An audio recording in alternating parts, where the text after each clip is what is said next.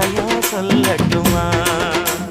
மாமே தரணும் சீரு, ரெண்டு மாங்கா கட்டு தோடு. நீ சிரிக்கிற தங்கத்தேரு, ஓ தேவை என்ன கேளு. வெடல புள்ள நானும் ஒரு விவரம் கேட்க வேணும். தன்னானே தாமரப்பு புள்ள தள்ளாடும் தண்ணி இல்ல. தாமர பூத்திருச்சே மாமா தாவணி வாங்கி வாங்க.